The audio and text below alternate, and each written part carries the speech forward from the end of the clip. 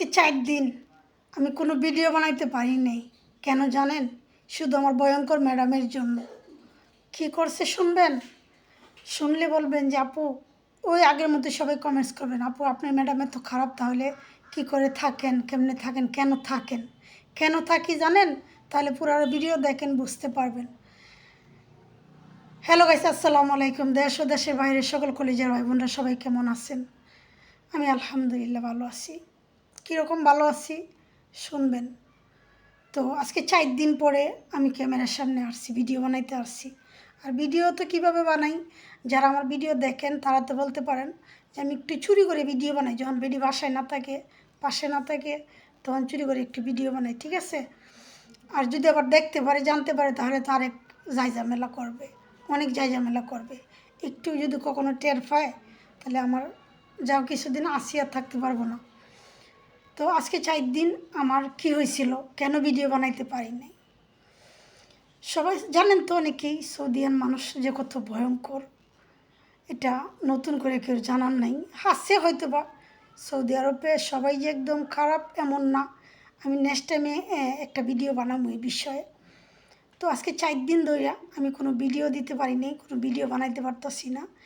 কারণ কি জানেন, আমার ম্যাডাম কিন্তু ভালো বলতে আমার মনে হয় না যে তার বাসায় আমি তো 9 বছর 10 বছর ধরে আসছি, 9 মাস কেউ থাকতে পারবে কি না, ছিলও না, পূর্বেও কেউ থাকতে পারে নাই।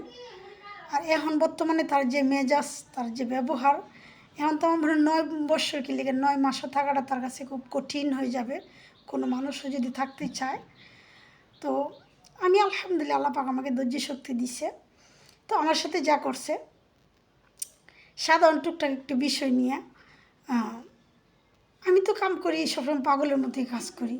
আমি কাজে কখনো, কারণ আমি একটা কথায়, সে যে ব্যবহারে আমার সাথে করুক, আমি একটা জিনিস মাথায় রাখি যে সে আমাকে কাজের জন্য আনছে, এরকম করবেই। আমি ধৈর্য ধরেই কিন্তু সবসময় কাজ করি। তার একটা টেবিল, একটা পোলোর একবারের জায়গায় 2 বা 3 বার মুছি। কিচেন রুমে যে ড্রেসিংটা আছে, ওইটা মানে ঘন্টায় ঘন্টায় মুছতে হয়, ঘন্টায় ঘন্টায় ক্লোরিক্স দিয়ে ধুইতে হয়। যারা জানেন না ক্লোরিক্স কারে পরে, সৌদি আরবে যারা থাকে এরা কইতে পারে, একটা অ্যাসিডের মতো, ওইটা দিয়ে ধুইতে হয়। হয়তো অনেক সময় ভাত তো এমনিও অল্প কয়টা খাই, 2 বার খাই, ভাত খাই আর যাই খাই। অনেক সময় খাইতেও পারি না, এই ক্লোরিক্সের গন্ধে, এত ভয়ঙ্কর গন্ধ, হাতে মনে করেন যে 2-4-5 ঘন্টা থাকে, ঠিক আছে? তো অনেক কষ্ট করে কাজ করি, তারপরে ওদের কিন্তু কোনো মন পাওয়া যায় না। সাধারণ একটা বিষয় নিয়ে আমি রুমে বসে রয়েছি, আমি আয়রন করতেছি, একটু পরে পরে আসে দেখতে আমি কি করি। তো আমি বললাম একবার মাইয়া পাড়া, একবার তো প্রতিনিয়তই হয়, সব ভিডিও তো তুলে ধরি না। তো আমি তাকে বললাম যে বারে বারে তুই কি লিগে আসস, কি দেখতেছস তো আমি কাপড় আয়রন করতে, আমি কি বসে থাকি এ দেহা দিয়ে চেক করস, এভাবে কি কারো বাসায় কেউ কাজ করতে পারে? একটু পরে পরে কী চেক করস, দেখতেছস তো আমি কাজ করতেছি, তাই না? তো কী মনে হয় তোদের এত সন্দেহ কিনলে গিয়া? আমরা কি মানুষ না? তাকে এই কথাটা বলার জন্য সে ভয়ঙ্করভাবে পায়ে রয়ে গেছে আমার সাথে, ঠিক আছে?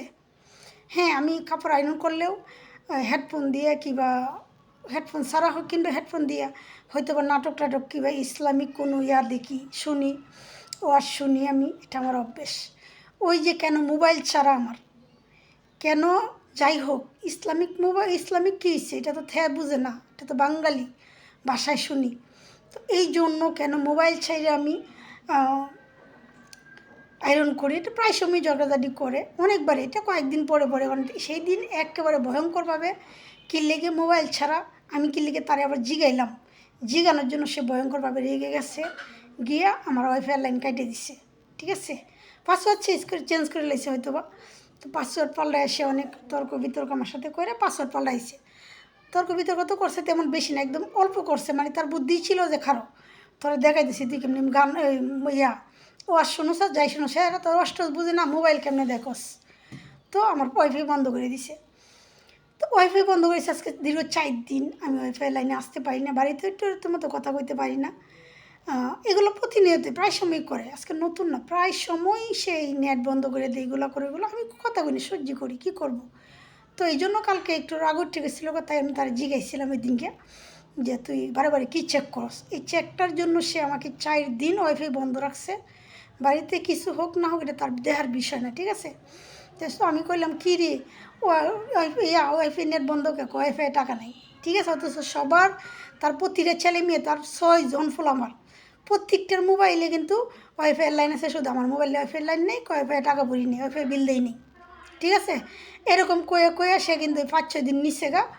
নেওয়ার পরে দিয়া যখন আজকে একটু আমি কান্দম বাড়িতে কথা বলতে পারতাছি না, মনটা খুবই খারাপ, কাজ করতেও ভালো লাগতেছে না, যখন দেখছি যে না এখন তো এর মাথা নষ্ট হয়ে যাবো গা, কিংবা ঝগড়াঝাটি করতে পারে, তো এই ডরে তারপরে গিয়া তার বিবেকে কি হয়েছে, সে ওয়াইফাই লাইনটা দিচ্ছে, ঠিক আছে।